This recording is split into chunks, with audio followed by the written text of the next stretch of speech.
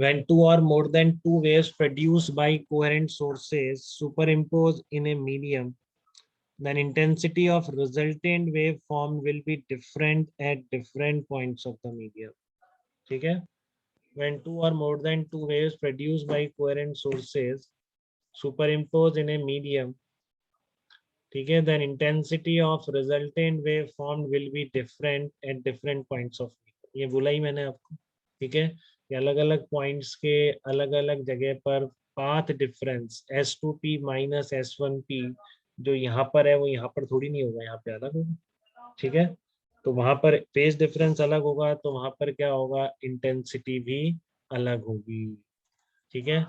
तो ये आपको डेफिनेशन, स्टैंडर्ड डेफिनेशन ये लिखनी है बेटा हमेशा, इंटरफेरेंस की याद कर लेनी है। व्हेन टू और more than two waves produced by coherent sources superimpose in a medium, ठीक है, then intensity of resultant wave form will be different at different points of medium. This phenomena is called interference. और coherent source क्या होते हैं कि two source of the waves having the constant initial phase difference are called coherent source. जो मैंने आपको 5 not minus 5 not बताया था, क्योंकि हमने देख लिया है कि यहाँ पर फेज डिफरेंस क्या होगा, हम निकाल चुके हैं।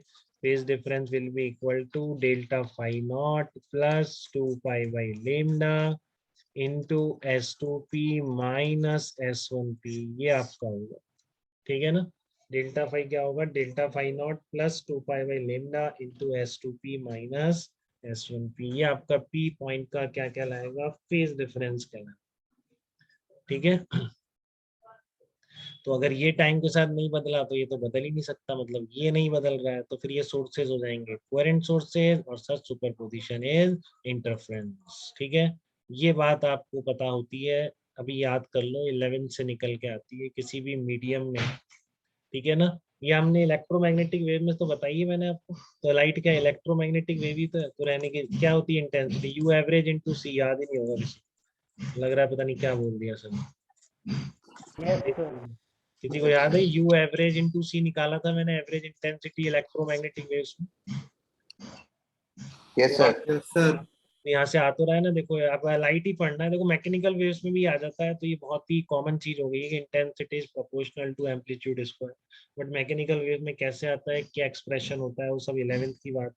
बट 12th में भी हम ये इलेक्ट्रोमैग्नेटिक वेव्स के लिए देख चुके हैं। तो कैसी भी वेव हो, चाहे से वो मैकेनिकल है या फिर इलेक्ट्रोमैग्नेटिक वेव है, intensity is always proportional to amplitude square, ठीक है ना। Intensity is always proportional to amplitude square, इसमें किसी को डाउट तो नहीं है बेटा, ठीक है। Intensity is always proportional to amplitude square. तो इस चीज का आप देखो, सुपरपोजिशन देखने जा रहे हैं, तो एक अब लाइट वेव की इक्वेशन ऐसी है, ठीक है ना। ये याद कर लेंगे बेटा बोर्ड के लिए, डेरिवेशन बिल्कुल, ठीक है। ये आपकी इक्वेशन क्या है, E naught 1 sine omega t minus k x, एक इक्वेशन। दूसरी इक्वेशन ये लिखी, पूरा डेरिवेशन आता है, define interference, derive the expression for resultant intensity of wave. तो ये पूरा करना होता है। इंटरफेरेंस ऊपर बताया, कोहेरेंट सोर्स भी पूछ लेता है साथ में, वो भी बता दिए मैंने, ठीक है। अब डिराइव कैसे करेंगे, तो एक ये आपकी इक्वेशन है, दूसरी इक्वेशन आपकी ये है, ठीक है।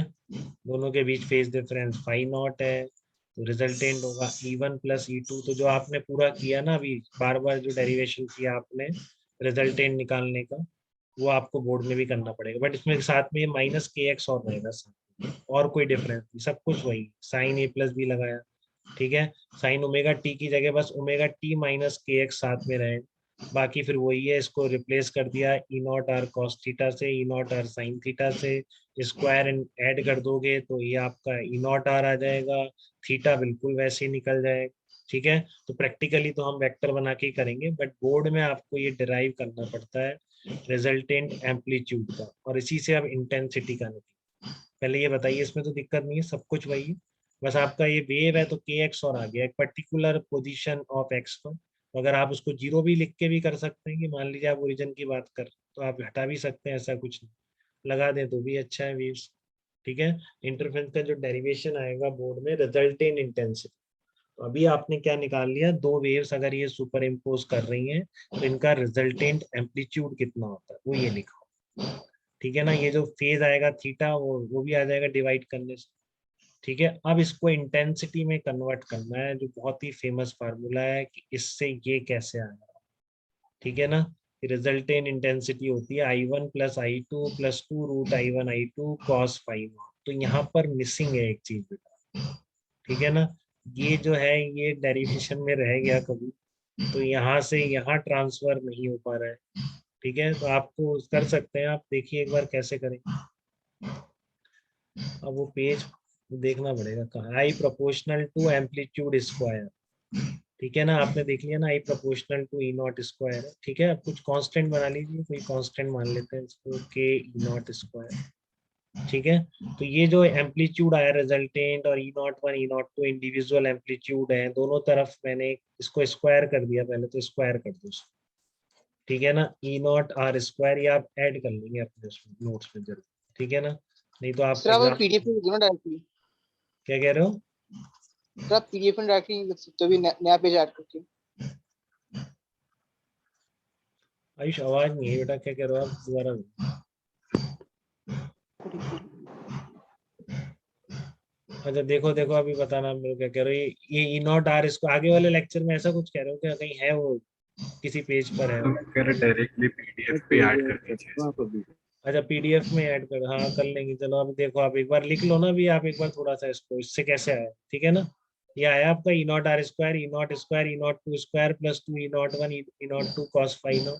ठीक है, तो आप के से मल्टीप्लाई कर दो इसको, के से मल्टीप्लाई, बस और कुछ नहीं करना। पहले ऐसे लिखा, फिर सब तरफ के से। ठीक है ना, तो यहाँ पर भी के से मल्टीप्लाई कर दो, इधर के आ जाएगा। ठीक है ना, तो इस तरह से आ जाएगा। अब देखो ये कितना बन गया है, तो रिजल्टेंट इंटेंसिटी बन गई। ये क्या बन गया, I1 बन गया, यही तो है। अगर के E01² I1 नहीं हो जाएगा, ये दूसरी वेव की इंटेंसिटी होगी। प्लस इसको आपको थोड़ा सा लिखना पड़ेगा, इसको ऐसे लिख, √K E01² और √K E02², इस तरह से लिख दो।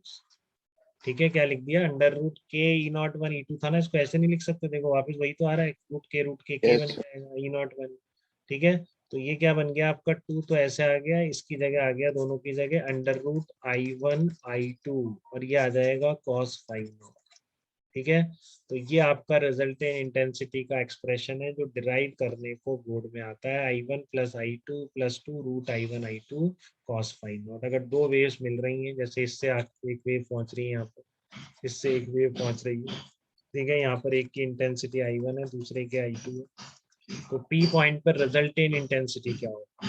ठीक है, P पॉइंट पर रिजल्टेंट इंटेंसिटी क्या होगी, I1 plus I2 plus 2√I1 I2 cos five not. क्या हो जाएगी, I1 plus I2 plus 2√I1 I2 cos five not will be the resultant intensity at a particular point of the space. ठीक है, तो five not आप कैसे निकालेंगे, five not तो आप S2P माइनस S1P से निकलेगा, और इंडिविजुअल इंटेंसिटी आपको गिवन हो, तो रिजल्टेंट इंटेंसिटी स्पेस के किसी भी पॉइंट पर आप निकाल सकते। ठीक है, बात एकदम, कोई दिक्कत तो नहीं।